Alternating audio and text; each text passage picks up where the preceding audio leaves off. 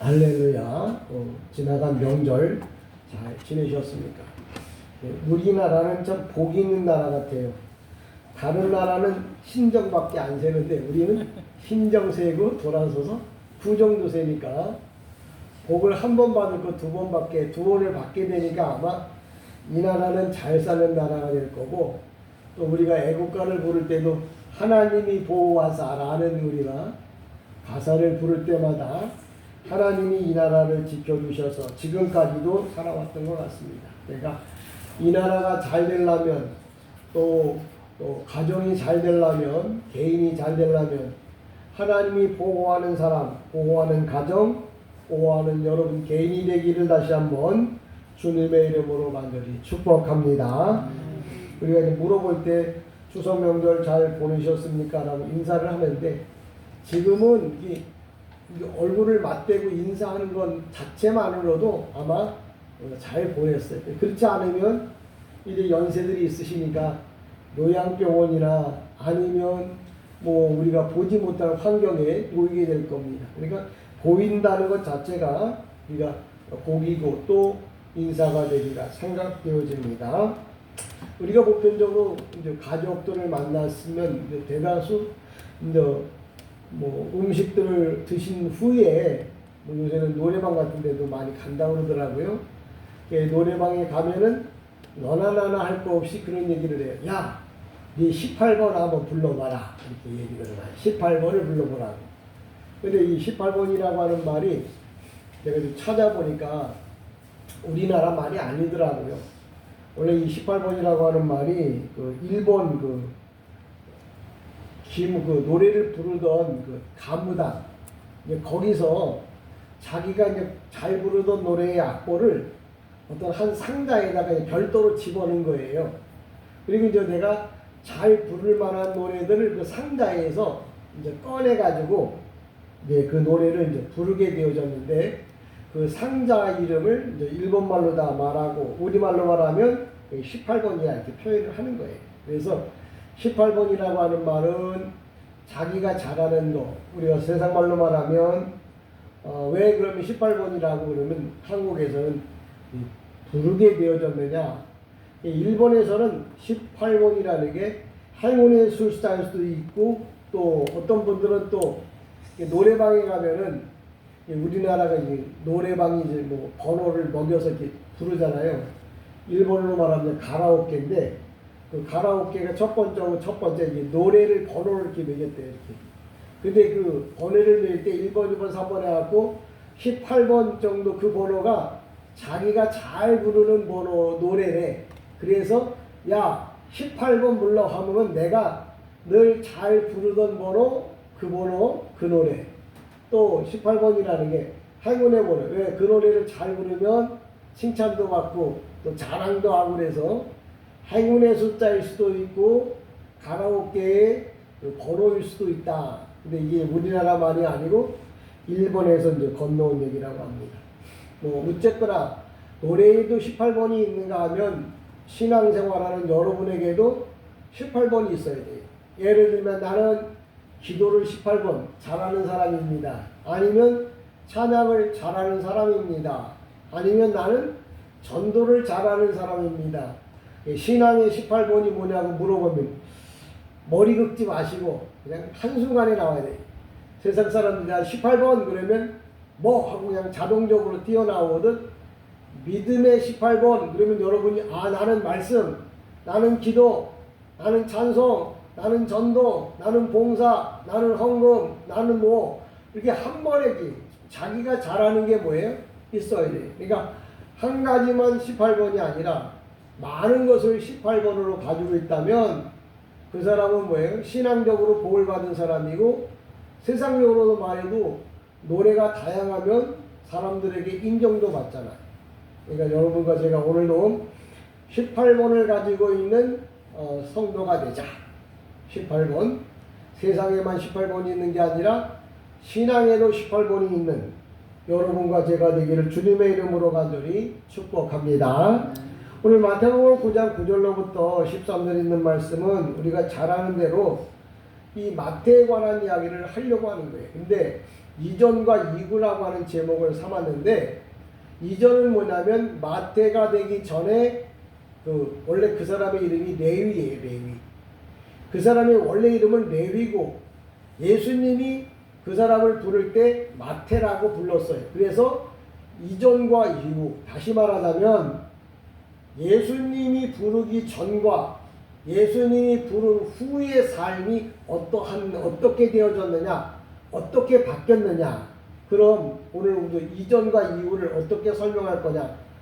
내가 오늘 예배를 드리는 오늘과 그리고 내일은 어떻게 변할 것인가 라고도 여러분이 삶을 통해서 한번 적용해 보시기를 바랍니다. 여러분에게는 항상 야곱의 12아들 중에 요셉이라고 하는 아들이 있었어요. 그 아들의 이름이 꿈의 사람이었어요. 애칭이. 그는 늘 꿈을 꿨어요. 무슨 꿈을 꿨냐면 하나님이 주신 꿈. 나는 말이야 하나님께 해가 별들이 절하는 것을 봤어. 그 꿈을 꾸면서 그가 살다가 인생의 파란만장한 그 삶을 통해서 형들에게 팔려가서 애굽에 종살이 하다가 애굽의 총리가 되잖아요. 그리고 난 다음에 이 이스라엘의 백성 430만 명을 먹여 살리는 정말 사람이 되었어요. 그래서 여러분들에게 여러분이 18번이 뭐냐 그러면 나는 요셉입니다 라고 이렇게 말할 수 있는. 왜? 나는 무슨 일을 하든지 간에 복을 받는, 무슨 일을 하든지 간에 사람에게 존경받는, 그리고 많은 사람을 먹여 살릴 수 있는 바로 그런 사람. 그래서 나는 요셉입니다 라고가 여러분의 18번이 되기를 다시 한번 주님의 이름으로 축복합니다. 여기 마태라고 하는 이름이 우리가 그냥 알기로다가는 히브리 말로다가는 왜 레위예요. 레위. 또는 마태라고, 또 아람어로는 마따이, 그리스어는 마티아이오트, 라틴어는 마타이오스, 한국말로는 마태. 이렇게 이름이 다양합니다. 근데 왜 이런 다양한 이름들을 이제 가지고 있느냐면 그때마다 뭐예요? 부르는 이름이 다르기 때문에 그래요.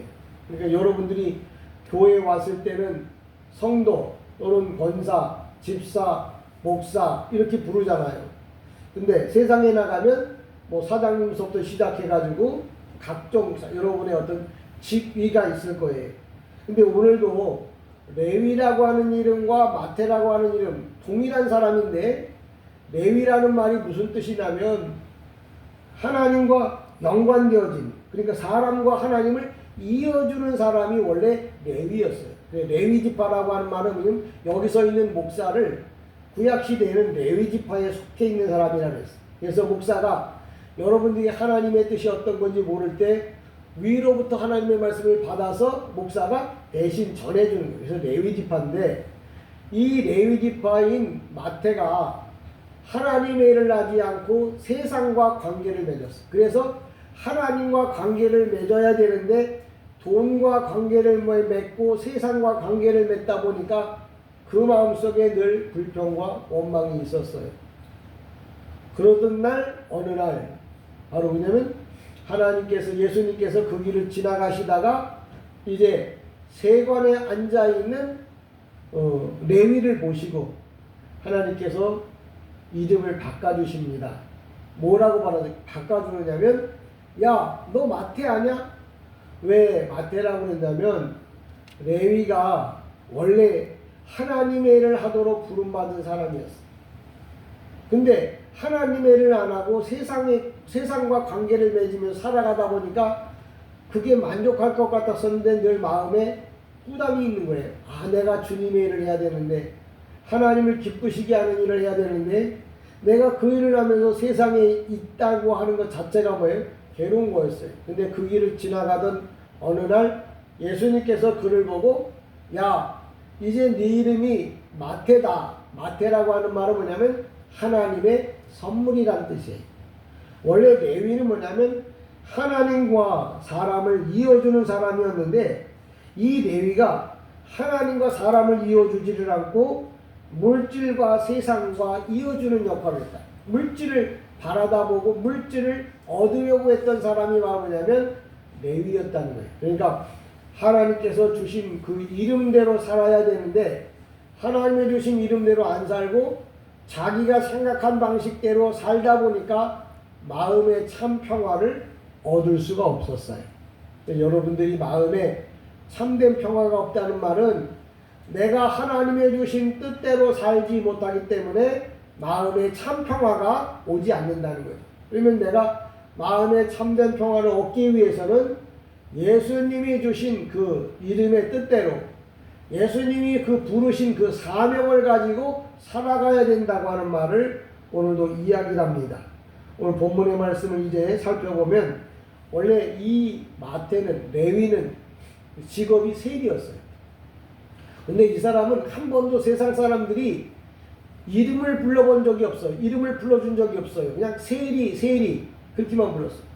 세리라는 게 오늘날로 말하면 세무소에서 일을 하는 사람들, 세금을 걷어들이는 사람들이었어요. 근데 그 당시에는 이스라엘이 로마의 속박 아래 있었기 때문에 로마에서 세금을 걷어들이라고 사람들을 히브리 사람들을 썼는데 그 중에 이제 한 사람이 바로 오늘 등장하는 오늘 레위이고 마태인 거죠. 근데 그가 로마인들이 그 세무원들을 뽑을 때 어떻게 뽑느냐면 야 이번에 그 이스라엘 사람들한테 10만 원씩을 내가 거두려고 한다.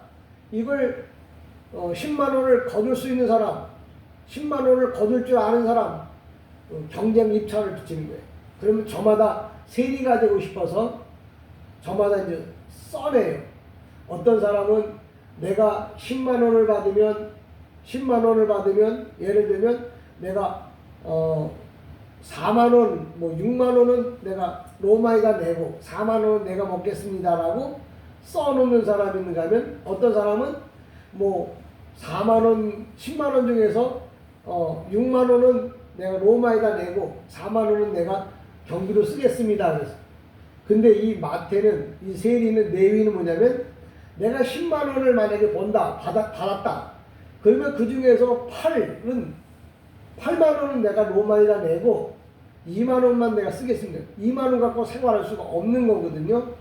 근데도 로마에다 8만 원을 낸다니까 4만 원 낸다는 사람보다 6만 원 낸다는 사람보다 8만 원 낸다고 하니까 그래 그럼 네가 세리를 해라. 그래서 세리가 된 거예요. 그러니까 쉬운 말로 말하면 이 돈을 계산 잘하는 사람은 세상적으로 말하면 머리가 잘 돌아가는 사람이야. 근데 세리도 먹고 살아야 되잖아요. 근데 10분의 2 갖고 먹고 살 수는 없거든요. 그럼 어떻게 했느냐? 돈놀이를 했던 사람이에요. 어떻게 하냐면 이스라엘 백성들은 멀리 있다가 1년에 3차례 하나님 전에 옵니다. 예배당에 오는데 예배당에 올 때 그들은 그냥 올 수가 없어요. 근데 돈이 부족하고 모자랄 때가 있거든요. 헌금할 만한 돈이 없는 거예요. 그러니까 그 돈을 뭐냐면 레위가 야 너 하나님 앞에 헌금하려고 그랬는데 헌금할 돈 없지. 그거 내가 꿔줄게. 너 이번에 10만 원 빌려줄 테니까 다음에 올 때 그들은 1년에 3번은 무슨 일이 있어도 아프거나 죽지 않으면 예배당에 예루살렘에 와야 돼요. 그러니까 이 세리가 뭐냐면 내가 10만 원을 줄 테니까 다음에 올 때는 15만 원을 가지고 와. 그래서 15만 원을 받아서 5만 원을 띄어먹고 그 다음에 돈 많은 사람들한테는 가가지고 잘못한 꼬투리를 잡아가지고 20% 30% 뭐예요? 돈을 더 받아. 그러니까 이렇게 띄워먹고 저렇게 띄워먹고 로마에다는 뭐냐면 충성을 하는 거예요. 그러니까 로마에서는 세리로서 계속 일을 할 수가 있고 자기는 이 땅에 살면서 마음껏 자기가 원하는 걸 다 누리고 살았다는 거죠. 그래서 사람들은 세리 그러면 이름을 절대 불러주지 않아요. 왜? 세리. 영어로 말하면 유다이즘이에요. 유다이즘이란 말은 무슨 얘기냐면 돈밖에 모르는 놈을 유다이즘이라고 해요. 오늘도 지금 유대인들이 다들 하나님을 올바로 안 섬기고 그냥 비양되는 말로는 저 유다이즘, 돈밖에 모르는 놈들이라고 욕을 하고 다녀요. 그래도 돈이 있어야 뭘 할 수 있으니까 그들을 뭐예요? 내팽개칠 수가 없는 거예요. 오늘도 우리가 세상 사람들을 무시를 못하는 이유가 뭐냐면 그들은 뭐예요? 세상을 살아갈 때 필요한 돈들을 많이 쥐고 있으니까 돈 많은 사장이 뭐예요? 예수 안 믿는 사람이 나오라 그러면 뭐예요? 어쩔 수 없이 나가야 되는 이런 환경이 바로 뭐냐면 이 세상의 법인 거죠. 그래서 이 세리도 바로 뭐냐면 자기가 분명히 이름이 있어. 레위라고 하는 이름이 있는데 하나님과 자기를 연결해줄, 세상 사람과 연결해줄 목사적인 사명이 있는데 그거를 못한 거예요. 그러니까 그런 괴로움도 있는데 사람들이 자기 이름을 불러줄 적도 없고 자기를 향해서 뭐예요? 세리 그랬어요. 순 돈밖에 모르는 매국놈, 나쁜 놈, 못된 놈, 그래서 욕만 하고 다니는 거예요. 그러니까 마음에 엄청나게 괴로움이 있는 거예요. 여러분들이 혹시 예수 믿으면서도 내가 예수를 올바로, 하나님을 올바로 섬기지 못하며 충성하지 못해서 여러분들이 하나님 앞에나 사람 앞에나 인정받지 못한다면 오늘 본문의 말씀을 듣고 주님을 따르는, 주님께 돌아오는 이런 새로운 삶을 살기를 주님의 이름으로 축복합니다. 그러니까 레위, 그러면 하나님과 사람을 연결해 줘야 되는데 레위가 뭐예요? 돈과 사람을 연결해 주는 일을 했단 말이에요. 그러니까 하나님 보실 때 합당하지 못한 삶을 살다 보니까 마음이 괴로운 거라. 그런데 바로 그 길을 지나가는 동안에, 지나갈 때 예수님께서 뭐예요? 그를 보시고 세리라고 말하지 아니하고 주님께서 새로운 이름을 주고, 너 마태 아냐? 원래 마태나 레위나 다 똑같은 히브리어예요. 근데 레위라고 하는 이름을 부르지 않고 마태라고 불러. 너 하나님의 사람, 하나님의 선물 아냐? 쉽게 말하면 하나님께 영광을 돌려야 할 사람이 아니냐라고 이제 그를 향해서 그 이름을 부릅니다. 여러분들에게 주님께서 여러분의 이름을 꿈에라도 부른다면 주님이 여러분을 부르심에 대한 합당한 것을 여러분에게 하나 주실 거예요. 그래서 마태가 그 얘기를 듣는 순간 모든 외들을 다 내려놓고, 그러니까 예수님의 제자들이 배와 그물을 내려놨다는 말은 모든 직업들을 다 뭐예요? 내려놓고 오직 주님이 원하는 일만 했다는 거죠. 오늘 다시 한번 이야기합니다. 이전과 이후가 바뀌어져야 할 이유가 뭐냐? 이전에는 나를 위해 살았다면 이후에는 뭐예요? 주님을 위해서 살아야 한다는 말을 오늘 제목에다 실었어요. 이전과 이후. 그러니까 원래 레위가 세상 사람들과 함께 돈을 긁어 모았던 사람이었는데 마태라고 하는 이름을 새롭게 받은 후에는 세상 것들을 다 내려놓고 오직 주님만 떠났는데, 마태라고 하는 이름을 부르자마자 그 자리에서 뭐예요? 내버려 두고 바로 뭐예요? 여러분 따릅니다. 2절에 예수께서 그걸 지나시다가 마태라는 사람이 세관에 앉아있는 것을 보시니 이르시되 나를 따르라 하시니 일어나 따르니라.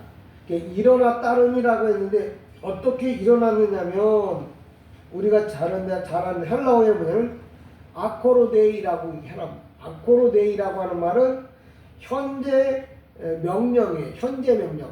그냥 주님이 야 너는 나를 따르라 그렇게 말할 때 일어나 따랐다는데 이것저것 다 계산하고 정리하고 내 볼일 보고 내 계획할 거 다 계획해서 정리한 다음에 따라온 게 아니라 아코로데이라고 하는 헬라어가 쓰여졌는데 그냥 현재 명령이에요. 너 따라. 이건 뭐냐면 군대 장관이 사병들에게 하는 이야기예요.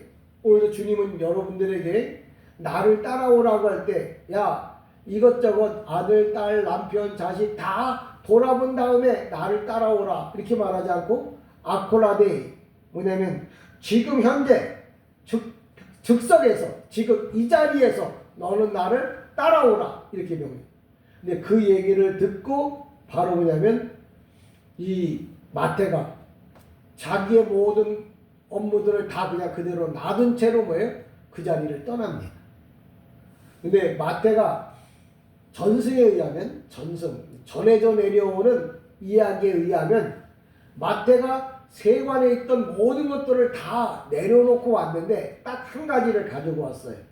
그게 바로 뭐냐면 많은 사람들에게 너 세금 얼마 내라고 이렇게 써 보냈던 이 펜, 우리 펜인지 헬라어 라틴어인데 그게 뭐냐면 닭깃털이란 말이에요. 펜만 하나 딱 들고 왔어요. 그게 왜 그런 얘기냐면 옛날에는 남에게 괴로움을 주기 위해서 글을 썼다면 마태가 이 마태복음을 쓴 그 기록자거든요. 저자가 아니, 저자는 성령님이에요. 기록자가 바로 누구냐면 마태거든요. 마태가 이전에는 세상 사람들에게 돈 받을 것만 기록했던, 장부에 돈 받을 것만 기록했던 그 펜이 예수님을 믿은 후에, 예수님을 따라온 후에 그 펜을 가지고 뭐 했냐면 마태복음을 썼다는 이런 그 전승이 있어요. 이게 뭐냐면 이전에는 그 펜 가지고 많은 사람에게 돈 얼마를 갚으라고 하는 고지서를 내보내고 많은 사람을 괴롭게 하는데 쓰였던 그 펜이 예수를 만난 후에는 뭐냐면 많은 사람이 예수를 믿고 천국 가게 하기 위해서 마태복음을 기록한 펜이 있다는 거죠. 그러니까 이전과 이유가 뭐가 달랐냐? 전에는 자기 욕심을 위해서 내가 잘하는 18번을 썼다면 이제는 주님을 위해서 내가 잘하는 18번을 써야 한다는 거예요. 그렇다고 주님이 예전의 것을 쓰는 게 아니라 새롭게 거듭난 다음에 내가 전에는 노래를 잘해, 먹는 걸 잘해, 노는 걸 잘해, 여행 가는 걸 잘해. 근데 이제는 뭐예요? 그런 거 저런 거 다 안 하고 주님을 위해서 예배하고 전도하고 헌신하고 봉사하는 거 이걸로 바꿔진다면 예전에는 내가 이게 18번이었었는데 지금은 이게 18번이 되었다는 거죠. 오늘도 마태가 전에는 연필 가지고 많은 사람을 괴롭게 하는데 썼지만 지금은 뭐예요? 주님을 기쁘시게 하는 일을 위해서 자기의 몸과 마음과 자기가 잘하는 18번을 썼다는 거죠. 오늘도 저와 여러분이 오늘도 하루를 일지시라면서 내가 잘하는 18번은 뭘까? 내가 그걸 갖고 세상을 위하여 세상 것을 쓰고 있는지 아니면 하나님을 위하여 쓰고 있는지를 살펴봐야 되는데 일어나 나를 따르라 아콜라데이야. 아콜로데이 뭐냐? 현재 능동 명령이에요. 여러분들이 주님의 음성이 들려지면 지체 또 하지 말고 뭐 돌아보지도 말고 즉각 일어나기를 주님의 이름으로 가지고 축복합니다. 또 일어나 따르라고 하는 말은 그냥 일어나 나를 따르라. 근데 일어나라고 하는 말은 현재와 과거와 현재를 끊어버리는 거예요. 오늘날 내가 여러분과 하나님이 여러분을 사랑할 때 과거와 현재를 끊어버리고 아브라함에게 내가 갈대아 우르를 떠나라고 하는 말은 지난 과거와 현재를 나누라는 말이에요. 작년 2024년도가 여러분들의 인생에 발목을 잡았다면 이제 그 2025년도를 떠나서 2025년도에는 뭐예요? 하나님이 원하는 삶을 살아야 돼. 그래서 이전과 이후의 삶이 근데 어떻게 따른다고? 현재능동 직설. 이게 뭐냐? 명령이다. 그냥 이유 따지지 말고 뭐 불문 환경 따지지 말고 그냥 무조건 뭐예요? 주님을 뭐예요? 따르라는 거예요. 우리가 보편적으로 주님의 일, 믿음이라고 하는 말은 계산해보고 생각해보고 난 다음에 할 건가 말 건가가 아니라 그냥 그 말씀을 듣는 즉시 뭐예요? 그냥 순종하는 거예요. 믿음은 계산하는 것이 아니고 뭐예요? 그냥 따르는 거예요. 저와 여러분이 올바르게 하나님을 섬기는 믿음을 갖기를 주님의 이름으로 축복합니다. 10절에 보면 이렇게 말해요. 예수께서 마태의 집에 앉아 잡수실 때 음식을 잡수실 때 많은 세리와 죄인들이 와서 예수와 그의 제자들과 함께 앉았더라. 왜 이런 얘기를 하느냐면 마태는 돈 많은 부자의 세리니까 그 당시에 세리 그러면 돈밖에 모르는 사람, 다른 말로 말하면 돈 많은 사람이라는 거죠. 근데 그가 이제 세리들과 함께 음식을 잡숫다는 말은 이제 마지막 쉬운 말로 말하면 송교례를 한 거예요. 송교례. 왜 이제 세상과 나는 분리하기 위해서 마지막으로 송교례를 했다는 말이거든요. 근데 송교례 할 때 자기가 누구를 불러왔냐면 세리와 여기 뭐냐면 죄인들. 이 얘기는 무슨 얘기냐면 마태가 송교례를 하면서 자기를 과시한 게 아니라 예수를 믿지 못했던 사람들을 다 초청해서 예수의 말씀을 들을 기회를 만들었다는 거예요. 여러분들이 밥을 먹어도 그냥 성도들끼리만 밥을 먹을 게 아니고 교회를 안 나오는 사람과 밥을 먹어야 되고 또 교회를 다니다 만 사람하고 밥을 먹어야 돼. 왜? 마태가 자기가 돈 가지고 뭐예요? 그저 자기 자신을 위한 것이 아니고 어떻게 하든지 주님을 기쁘시게 하는 일을 하려고 마지막 송별회조차도 뭐예요? 죄인들과 세리들을 불러다가 식사를 같이 했어요. 누가복음이나 마가복음에 보면 잔치가 엄청나게 큰 잔치였다고 이렇게 기록해놔요. 근데 마태는 그냥 자기 집에서 먹었다고 이렇게 간략하게 써놓는 이유가 뭐냐면 마태는 자기를 드러내려고 하는 사람이 아니고 착한 사람이에요. 선한 사람이에요. 그러니까 선한 사람이 나쁜 일을 하려고 했으니까 마음이 얼마나 아팠겠어요. 아마 제가 이렇게 딱 여러분들을 봐도 다 하나님 보시기에 선한 사람이고 착한 사람이에요. 착한 사람은 뭐예요? 힘들어도 착한 일을 하고 살아야 되고 하나님의 사람은 하나님의 일을 하고 살아야 돼. 그래야 마지막 하나님 앞에 설 때 부끄럽지 않을 거리라 생각됩니다. 저와 여러분이 마지막 송별회 이렇게 맞이할 때 내 인생에 밥을 먹을 때도 어떻게 해야 되느냐? 함께 앉았다고 하는 말로 보면 예수님은 뭐냐면 죄인을 사랑하는 분이라는 말을 합니다. 예수님이 그냥 마태가 그 세리들과 그 죄인들과 함께 본 게 아니고 예수님을 초청해다가 예수님을 불러다가 모셔다가 함께 식사를 했다는 말은 원래 예수님은 만왕의 왕이잖아요. 근데 그 죄인들과 만나는 것은 이게 가능하지가 않은 거예요. 그런데도 불구하고 죄인들과 만났다는 말은 예수님은 죄인을 사랑하는 분이라는 말을 마태복음에서 해주는 거예요. 나나 여러분이 잘났으면 예수를 찾아올 필요가 없죠. 죄인이고 사람 보기에도 하나님 보기에도 뭐예요? 가치 없지만 주님이 죄인을 부르신다는 그 사실을 알기에 내가 모자라고 부족하기 때문에 주님이 나를 뭐예요? 부르시고 찾는다는 사실을 이야기해주고 예수님은 악을 선으로 바꾸시는 분이라는 것, 또 의인인 척 착각하고 있는 바리새인보다는 자신이 죄인이라는 걸 회개하는 사람들, 참여하는 사람들을 주님은 찾아오신다는 사실을 꼭 기억하시기를 바랍니다. 11절에 보면 바리새인들이 보고 그의 제자들에게 이르되 어찌하여 너희 선생은 세리와 죄인들과 함께 잡수시느냐. 이 바리새인들이 볼 때 예수는 아무리 봐도 죄인이야. 왜?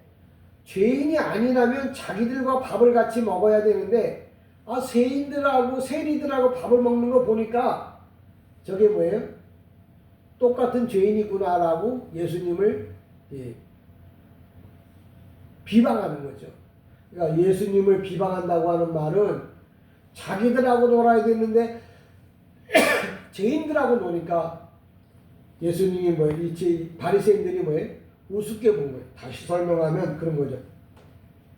자기들이 최고인 줄 알고 자기들과 함께 놀아줄 예수님이 죄인들과 함께 놀아주니까 바리새인들이 욕을 하는 거예요.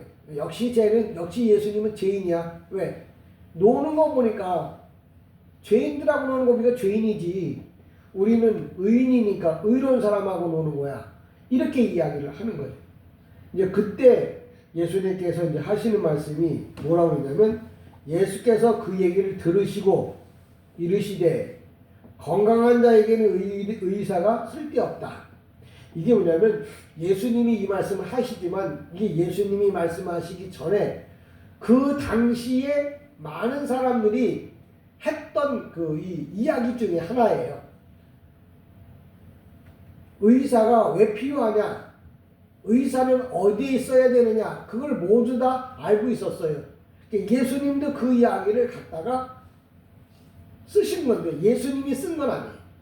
마태가 그 세상에 돌아가고 있는 이야기를 마태복음을 기록하면서 예수님은 죄인을 부르러 오셨다는 말을 설명해 주려고 하니까 어떻게 설명해 줄까 생각하다가 마태가 그 당시에 그 많은 사람들 속에 유행하던 많은 사람들이 알고 있던 이야기를 이 마태복음에다 집어넣어 줘야겠다. 그래갖고 마태가 병든 자에게 의원이 필요하다. 건강한 사람한테 의원이 필요하지 않다. 이 얘기는 그냥 예수님이 한 말이 아니에요. 그러니까 성경에 보면 많은 사람들이 다 성경에 기록해 있으면 다 하나님의 말씀이라는데 안 그래. 예수님이 하신 말씀이 있고 성경을 기록한 저자들이 거기 안에다 집어넣은 말도 있고 마귀가 한 말도 있고 왜? 창세기 보면 성경에 보면 마귀가 나타나서 이렇게 얘기하잖아요. 아담과 하와에게 야 이거 먹어. 이거 먹으면 뭐야? 너 하나님처럼 돼. 이렇게 말한 게 하나님의 말씀이 아니에요. 마귀가 한 말이에요. 그러니까 성경에 마귀가 한 말도 있고 사람이 한 말도 있고 예수님이 한 말도 있고 동물들이 한 말도 있고 여러 그 말들이 다 뭐에 들어가 있어요. 그게 다 하나님의 말씀은 아니에요. 하나님의 말씀을 알려주기 위한 도구지 그게 하나님의 말씀은 아니에요. 그러니까 성경을 펴놨다고 해서 이게 다 하나님의 말씀이 아니고 성경에 기록되어진 하나님의 말씀을 찾아서 그 기록되어진 말씀을 전해줘야 그게 하나님의 말씀이에요. 오늘날 많은 사람들이 이 성경은 다 하나님의 말씀이라고 그 어린 아이들이나 생각하는 거예요. 여기 의원, 병자가 의원, 병든 의사는 병든 자가 필요하다고 하는 말은 예수님은 죄인을 필요로 하신다는 말을 의원을 빗대서 얘기한 건데 그건 예수님이 한 말이 아니라 마태가 기록하면서 그 당시에 있었던 이야기를 거기에다 써놓은 거예요. 그러면서 이제 그 유대인들, 바리새인들을 이제 한 방 쏘는 거예요. 야, 니네는 의인이라며, 니네는 잘났다며, 니네는 큰 교회 다닌다며, 너는 똑똑하다며. 그럼 그런 사람한테는 의원이 필요 없지. 근데 이 세상에 우리가 잘 아는 대로다가 로마서 3장 10절에 뭐라고 그러냐면 예수님이 기록된 바, 이렇게 기록되었다는 말은 뭐냐면 성경에 기록되어진 거예요. 그러니까 성경에 기록되어지기를 의인은 없나니 하나도 없으며 이 세상 모든 사람은 다 뭐예요? 죄인이라는 거예요. 그러니까 죄인은 뭐예요? 예수가 필요하다는 거예요. 그런데도 자기는 예수가 필요 없다고 말하니까 마태가 그런 거예요. 그래, 의사한테는 환자한테는 의사가 꼭 필요해. 근데 너희는 아프지도 않다며. 그러니까 의사가 필요가 없지. 너가 죄인이어야 예수가 필요한데 네가 죄인이 아니고 의인이라고 말하니까 너희는 예수가 필요 없다는 거예요. 그래서 필요 없다는 말이 아니에요. 예수가 필요한데 필요한 걸 모르는 사람들을 두고 마태가 의원을 비유로 해서 설명하는 거예요.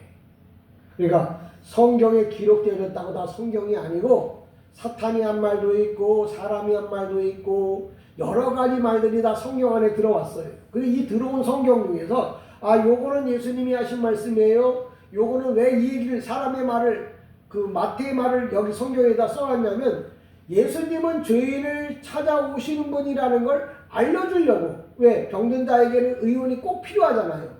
죄인에게는 의원이 꼭 필요하단 말이야. 아니 죄인에게는 예수님이 꼭 필요하다고. 그 말을 알려주려고 거기다 써놓은 거예요. 그러니까 요 기록은 마태가 세상에 돌아다니고 있는 이야기. 우리는 일본 사람을 싫어해요. 나는 뭐 18번을 좋아해요. 이렇게 말하면 뭐예요? 네가 일본 사람은 안 좋아하는데 왜 18번이란 말, 일본 사람이 쓰는 말들이 많아요. 그러니까 뭐가 지금 자기가 하고 있는 말이 어떤 말인지도 모르고 뭐예요? 막 주절거리고 앉아 있는 거죠. 그러니까 내가 크다고 작다고가 아니라 하나님의 말씀을 뭐예요? 똑바로 알아들어야 한다는 얘기 하는 거예요. 그러니까 마태의 집에 아니야. 잡수실 때 이 얘기 뭐냐면 모든 사람은 다 죄인이라는 걸 뭐예요? 마태가 성경에다 써놓은 거예요. 야, 니네가 의인이라고 까불지 마. 로마서 3장 10절에 모든 사람은 죄인이라고 했어. 니네들이 의인이라고 까불어도 죄인이야. 그 얘기는 너희도 예수가 필요하다는 말을 요렇게 돌려서 써. 왜? 그렇게 쓰지 않으면 마태를 뭐예요? 잡아다 죽이려고 하니까. 예, 여러분 오늘도 성경에 기록되어진 말씀이 주님의 말씀인지 사람이 한 말인지 그 당시에 쓰고 있는 그 유행어인지 그것조차 구분이 안 되잖아요. 그냥 무조건 성경을 하나님의 말씀이라고 생각하면 안 돼요. 그래서 목사가 필요한 거예요. 목사가 요거는 이렇게 가야 돼, 요건 이렇게 이야기해야 돼라고 설명해 줄 필요가 있어서. 근데 똑같이 세상 얘기를 뭐 해주면 뭐하러 목사가 필요해요? 그 텔레비나 보고 앉아서 웃지.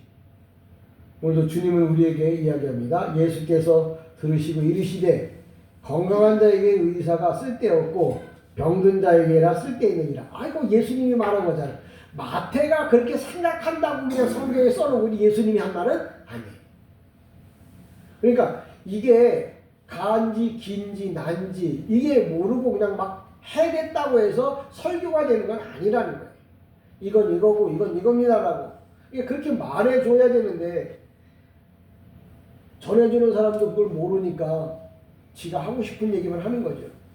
그래서 성경이 뭐라고 말하냐면 주여 주여 하는 자마다 천국 갈 것이 아니라 아버지의 뜻대로 행하는 자라야 천국에 간다. 이 얘기는 뭐냐면 성경을 펴놨어도 천국 갈 사람이 있고 성경을 펴놨어도 지옥 갈 사람이 있다. 그 얘기예요. 11절, 12절 보면 13절에 보면 그렇게 얘기를 합니다. 뭐라고?